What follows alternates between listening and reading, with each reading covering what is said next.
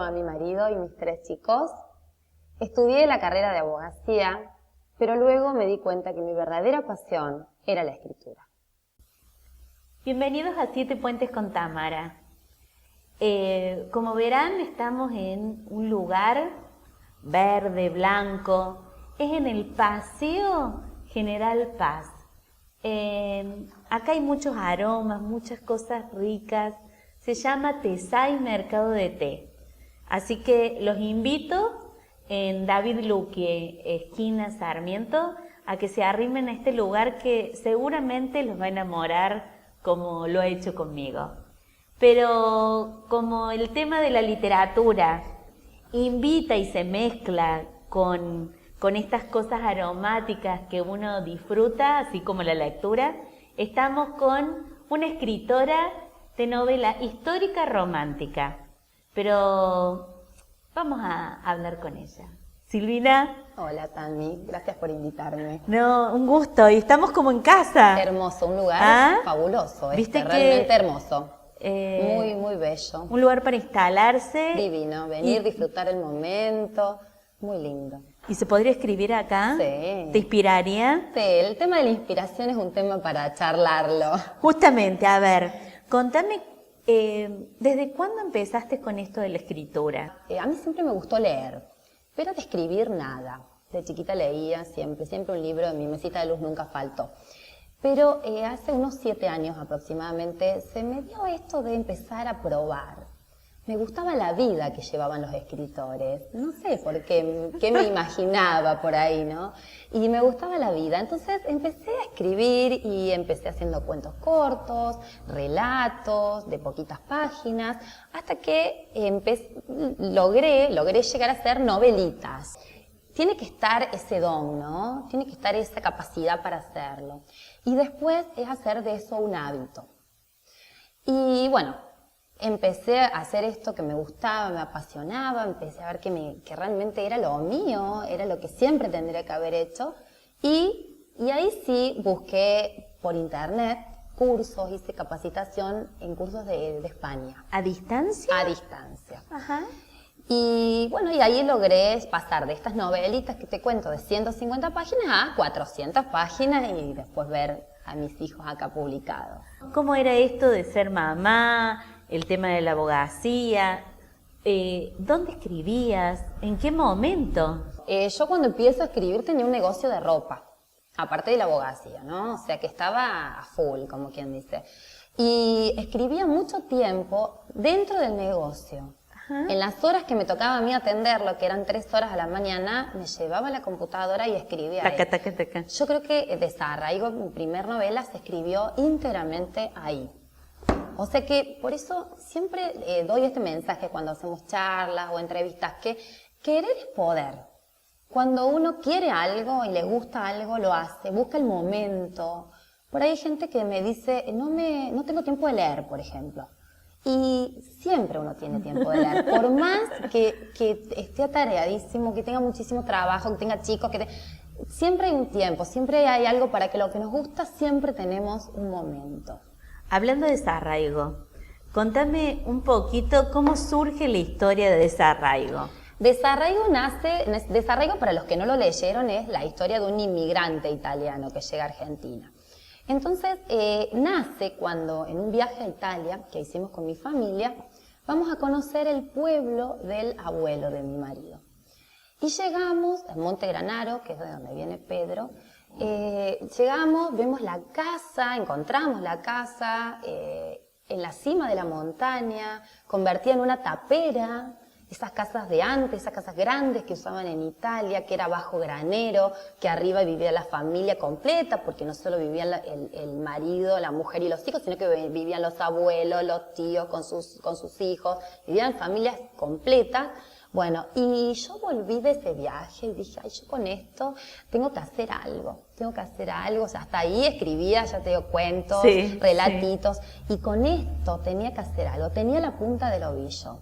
Y arranqué a escribir sobre un inmigrante italiano y terminé en el monasterio de Carmelitas Descalzas acá de Córdoba. O sea que tenía la punta, pero después los personajes se fueron haciendo solos en la trama, ¿no? Ajá. Fueron haciendo su trama. Y contame, porque el tema de los personajes no es un dato menor para el que escribe.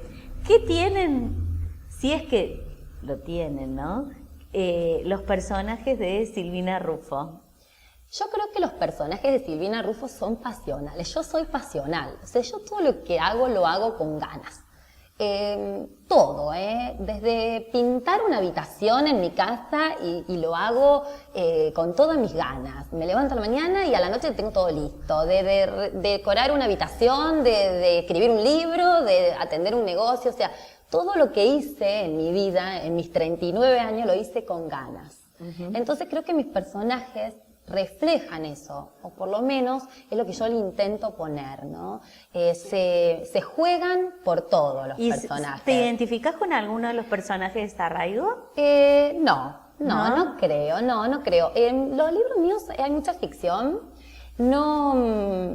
No creo, o sea, por ahí esa es una pregunta que siempre nos hacen y yo creo que todos los personajes tienen algo de uno porque uno es el creador, es el padre. Sí. Pero no hay uno en especial, porque por ahí pasa de leer historias donde leo y conozco por ahí a la autora y digo, es ella.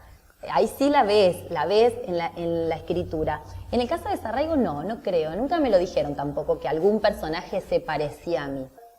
Desarraigo transcurre en el año 1920. ¿Cómo fue tu trabajo de investigación para poder escribir de esa época?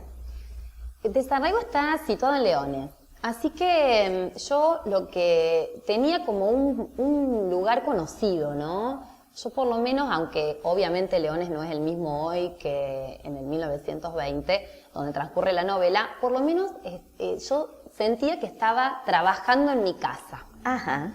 En un lugar común. En un lugar común.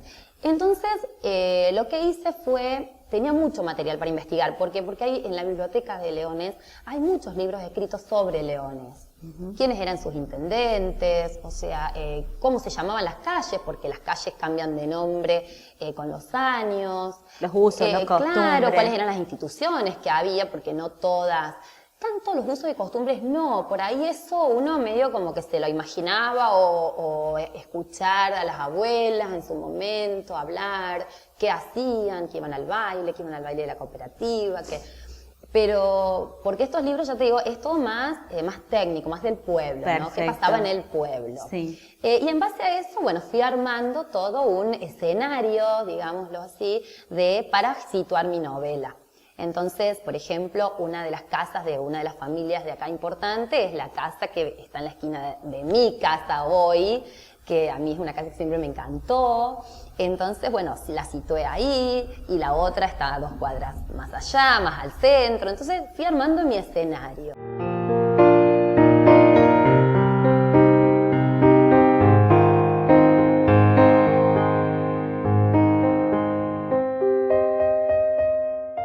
¿Me podés leer algo de Desarraigo? A ver. Les voy a leer la primera parte, cuando comienza. Regreso.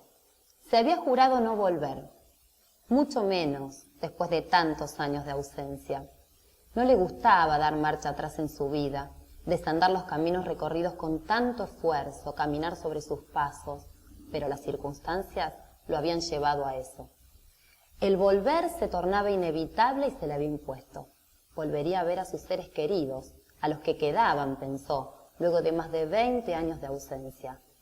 La miró y una vez más Pedro Triunfetti sintió que el corazón se le comprimía. ¿Cuánto falta, querido?, preguntó ella, posando esa mirada resignada sobre el rostro amado. Faltan solo unas pocas horas y ya estaremos en mi pueblo, respondió él. Ella asintió sin decir palabra y siguió con su tejido como si nada hubiera pasado, como si nada pasara. Pero sí había pasado y mucho, demasiado. ¿Qué importancia tienen las relaciones humanas en tus libros? La novela romántica de hoy está como impregnada de drama, justamente del análisis que uno hace de todo lo que es las relaciones humanas. No encontramos ya la novela rosa, o por lo menos si la hay, ya nadie la lee. A la gente ahora le gusta leer una novela y que tenga historia, que encuentre realmente una trama interesante, que los personajes sean reales, porque... Que lo sientas. Que lo sientan, que uno cierre el libro y diga, viví durante 2, 3 días que me duró el libro con esta gente, ¿no? Así que bueno, creo que eso. Secretos en familia. Contanos por qué tanto verde. Secretos en familia es la historia de una familia puertas adentro. Ajá. Una familia muy conflictiva, donde les va a pasar de todo, vamos a encontrar muchísimos secretos. Y el tanto verde de la tapa es porque está una parte muy importante de la novela, se sitúa en Villa General Belgrano, en una Acá en estancia Córdoba. en Córdoba. Y si ustedes observan a la cámara, me voy a dirigir a la Sí. cámara, van a ver una luz prendida, una sola luz prendida en la casa. Y eso, bueno, cuando lean van a ver por qué la casa solamente tiene una sola luz, que es la que se muestra en la tapa. Es como la que se resalta en la tapa, ¿no? ¿La casa es como un lugar referencial en la novela? Sí, la casa es muy importante, la estancia esta en la trama de la novela. En Secretos en Familia lo que muestro es, como te dije, un conflicto familiar. Y es como si el lector miraría a través de la cerradura. Una mirilla. Una mirilla. Y de ahí va a ir descubriendo todos estos secretos que ni ellos mismos saben que existen. Esa es la idea en la trama de la novela. ¿Cuáles fueron los disparadores para que en esta familia, en este entorno tan pequeño, haya tantos secretos? Yo creo que las familias, en mayor o menor medida, en todas hay secretos, ¿no? En algunas, por supuesto, más graves y en otras menores. Pero ¿cuántas veces nos encontramos con personas que nos dicen, ay, yo me enteré hoy que mi abuelo tal cosa? O sea, y había quedado eso oculto durante muchísimo tiempo, por generaciones. ¿Cuánto tiempo demorás en el tema de la escritura hasta sacar a la luz este libro? Secretos en Familia se escribió de un tirón. Creo que fue uno de las pocas novelas, porque tengo varias, aparte de estas dos que están publicadas, muchas escritas, y fue como que en 3 meses yo tenía la novela lista. Y a diferencia de Desarraigo, donde obviamente tuvimos que hacer muchas correcciones en la editorial, con Secretos prácticamente no hubo correcciones. O sea, fue como una novela que salió y salió bien. Y es difícil que pase Ya tenías esto. un camino hecho. Claro, también, a lo ¿no? mejor sí, entre Desarraigo y Secretos hay otras escritas. Entonces uno, como lo que decíamos antes, se va aprendiendo todo y se va haciendo un hábito y obviamente, bueno, tiene que haber un progreso, ¿no?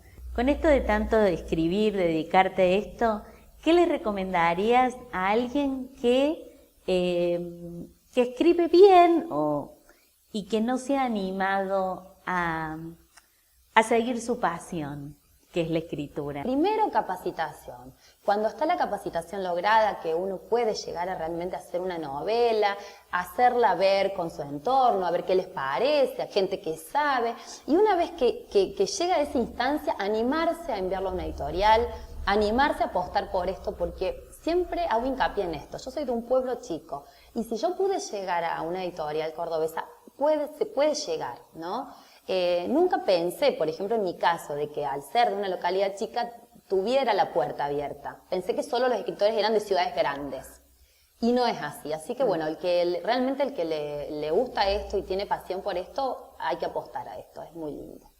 Gracias, Silvina, por ser parte de estos puentes y por brindarnos todo tu conocimiento respecto a la escritura. Gracias a vos por invitarme. Hermoso tu programa, te felicito y la verdad que me sentí muy cómoda en casa. Gracias, gracias. Hola, estamos nuevamente con Walter Brizuela.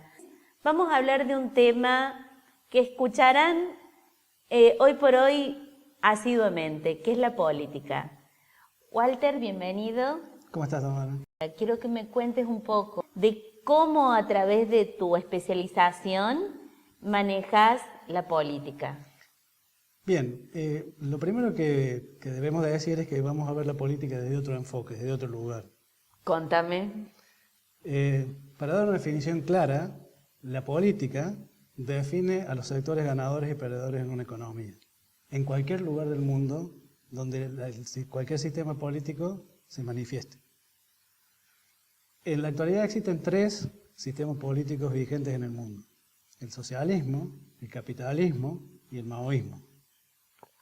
Ajá. Cada uno tiene una intencionalidad respecto a la labor del Estado en cuanto al funcionamiento de los negocios, al funcionamiento de la economía y al trabajo del hombre. En el socialismo, por ejemplo, es función del Estado proveer al ciudadano del trabajo. Entonces el Estado interviene en los negocios.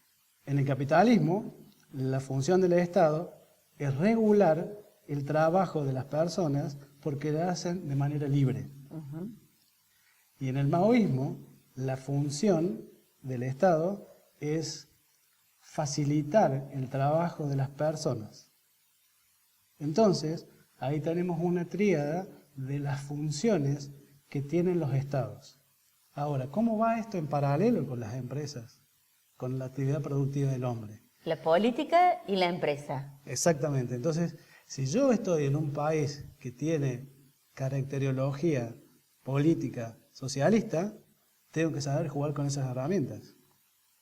Si yo estoy en un país de características capitalistas, tengo que saber jugar con esas reglas. En que son cada básicas. una, obvio. Rigen distintas reglas.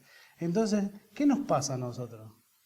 Nosotros, a través de lo que investigué, tenemos alguna problemática con la interpretación de estos esquemas, de estos sistemas políticos. Entonces, en Argentina ha pasado que, vamos a tomar la época de la democracia para acá, Sí. en la primera etapa de la democracia hemos tenido una derivación del socialismo. En la segunda época de la democracia, una derivación del capitalismo.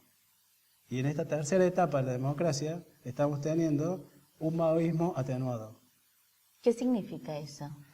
No está profundizado, está inserto en la sociedad como sistema y a mí me parece que el gran desafío que tenemos hoy es, ¿qué vamos a hacer? ¿Cambio o continuidad? Ahora, mira la cámara y decirle a quien está del otro lado cómo es hacer la mejor política para, en este caso, la Argentina. Si yo fuera político, lo que haría es lo siguiente. Sin importar el partido con el que asuma el poder, tomaría medidas de derecha, medidas de centro o medidas de izquierda según nos convenga, dados los recursos económicos y los recursos humanos que tenemos para poder prosperar y progresar y obtener la calidad de vida que nos merecemos y que queremos los argentinos. Gracias, Walter. Con ustedes nos estamos encontrando el martes que viene, pasada la medianoche, por Canal 12.